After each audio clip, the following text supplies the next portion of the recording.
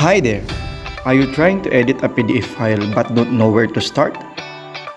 Don't worry, it's actually easier than you might think. In this video, I'll show you the 3 simple methods for editing a PDF file.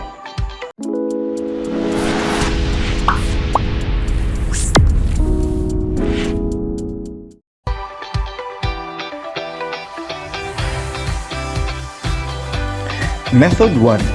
Convert the PDF file to a Word document. This first method is absolutely free and only requires you to upload your PDF file to various free online PDF converters. Just search the term PDF to Word online and various sites will appear. Simply choose any of them based on your preference.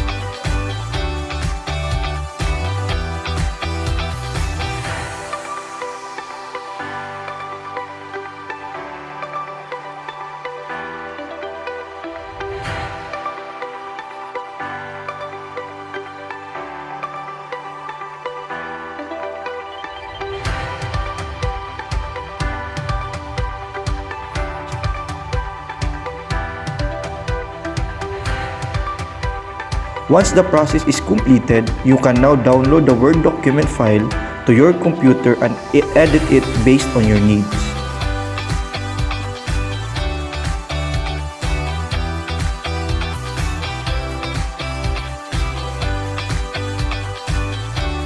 Method 2.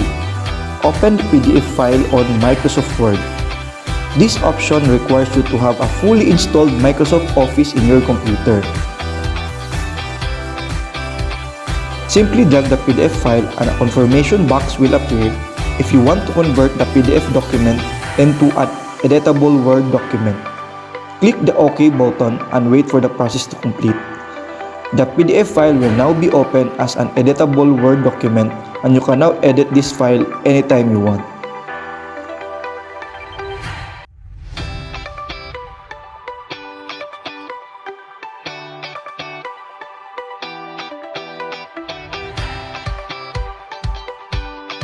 Method 3. Using Adobe Acrobat. This is by far the easiest method. However, this requires you to use a professional PDF editing tool like Adobe Acrobat. With Acrobat, you can easily add, delete, or modify text and images in your PDF. You can also use Acrobat to fill out forms, add signatures, and even redact sensitive information. To get started, simply download and install the software on your computer. You can download this product from the link below. From there, you can open your PDF file and start editing.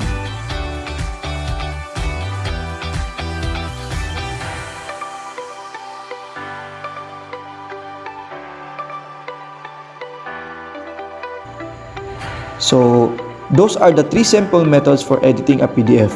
Whether you want to use a professional tool like Adobe Acrobat, an online converter, or a word processing tool such as Microsoft Word, there is always an option that will work for you.